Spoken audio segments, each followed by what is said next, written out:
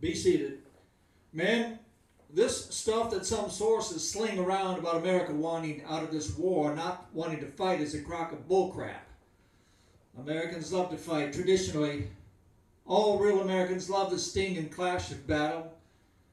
You are here today for 3 reasons. First, because you are here to defend your homes and your loved ones. Second, you are here for your own self-respect because you would not want to be anywhere else. And third, you are here because you are real men, and all real men like to fight. When you hear every one of you were kids, you all admired the champion marble player, the fastest runner, the toughest boxer, the big league ball players, the all-American football players.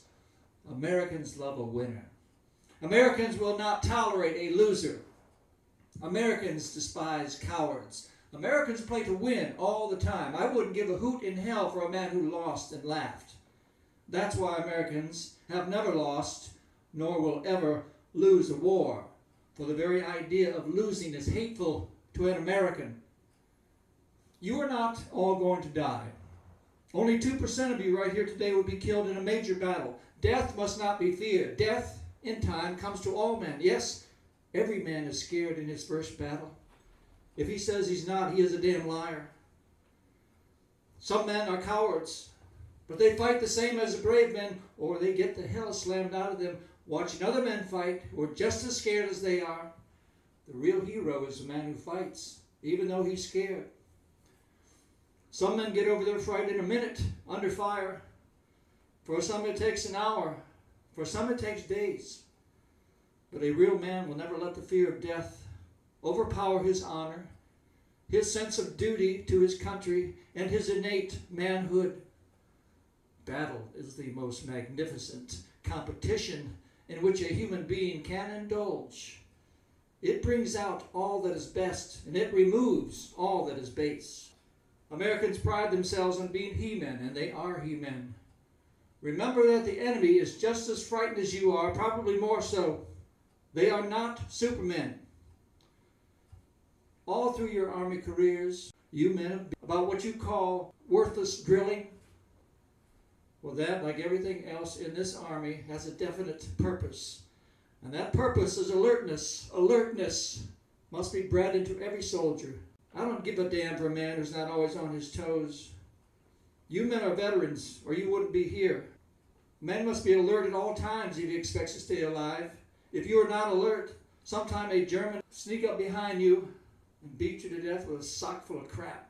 There are 400 neatly marked graves somewhere in Sicily, all because one man went to sleep on the job. But they are German graves. Because we caught the bastard asleep before they did. An army is a team. It lives, sleeps, eats, and fights as a team. This individual heroic stuff is pure horse crap. The bilious bastards who write that kind of stuff for the Saturday Evening Post don't know any more about real fighting under fire than they know about anything. And we've got the best team. We've got the finest food, the finest equipment, the best spirit, and the best men in the world. Why, I actually pity those poor bitches we're going up against. By God, I do. My men don't surrender. I don't want to hear of any soldier under my command being captured unless he has been hit. And even if you are hit, you can still fight back, and that is not just bullcrap either. The kind of man I want in my command is just like the lieutenant in Libya who, with a Luger against his chest, jerked his helmet off, swept the gun aside with one hand, then busted the hell out of the crowd with his helmet. Then he jumped on the gun, went out and killed another German before they knew what the hell was coming off. And all that time, this man had a bullet through a lung. Now there was a real man.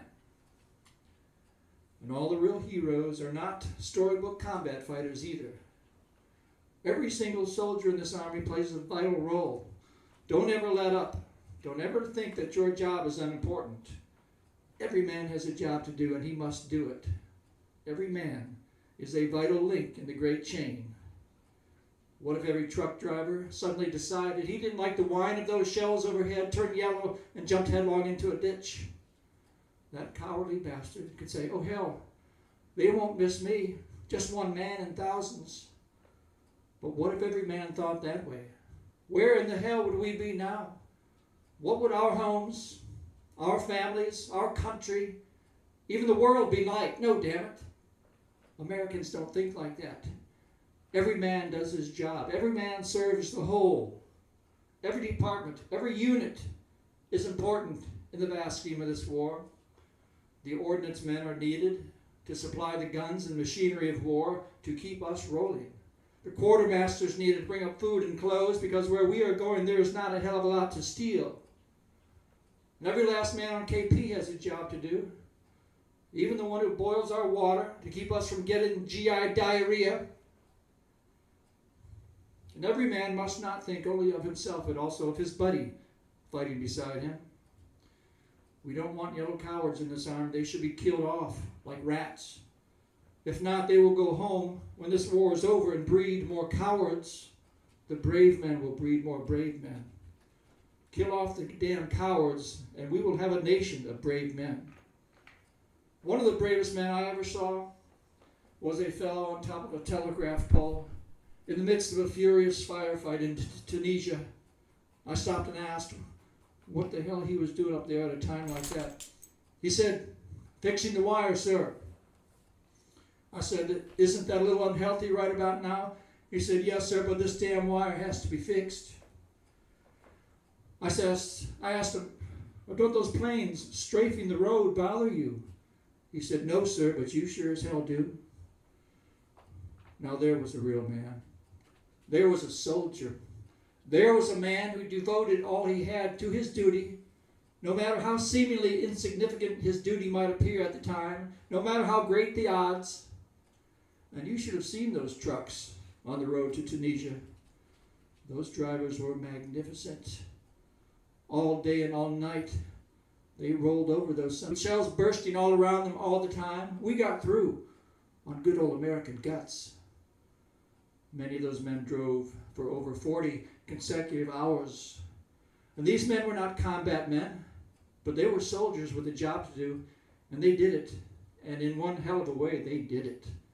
They were part of a team. Without team effort, without them, the battle would have been lost. All of the links in the chain pulled together, and the chain became unbreakable. Don't forget, you men don't know that I'm here. No mention of that fact is to be made in any letters. I am not supposed to be commanding this army. The world is not supposed to know what the hell happened to me. I'm not even supposed to be here in England. Let the first bastards find out be the damn Germans. Someday I want to see them raise up on their hind legs and howl, "Holy Moses, it's the damn Third Army again, and that's where we want to go home. We want this war over with." Well, the quickest way to get it over with is to get the bastards who started it. The quicker they are whipped, the quicker we can go home. And the shortest way home is through Berlin and Tokyo. And when we get to Berlin, I'm personally going to shoot that damn Hitler, just like I'd shoot a snake. If a man is lying in a shell hole, if he just stays there all day, a German will get to him eventually. The hell with that idea. The hell with taking it. My men don't dig foxholes. I don't want them to. Foxholes only slow up an offensive. And don't give the enemy time to dig one either. We'll win this war, but we'll win it only by fighting, by showing the Germans that we've got more guts than they have or ever will have. We're not going to just shoot the sons of bitches. We are going to rip out their living guts and use them to grease the treads of our tanks. We are going to murder those bastards by the bushel basket. No bastard ever won a war by dying for his country.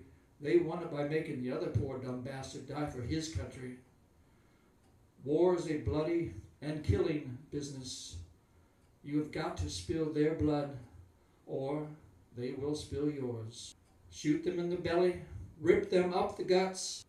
When shells are hitting all around you, when you wipe the dirt off your face, and you realize that instead of dirt, it's the blood and guts of what was once your best friend beside you, you will know what to do. And I don't want to get any messages saying I'm holding my position. We're not holding a damn thing. Let the Germans do that. Our basic plan of operation is to advance and to keep on advancing. Whether we have to go over, under, or through the enemy, we are going through them like crap through a goose. And from time to time there will be some complaints. about us pushing our people too hard.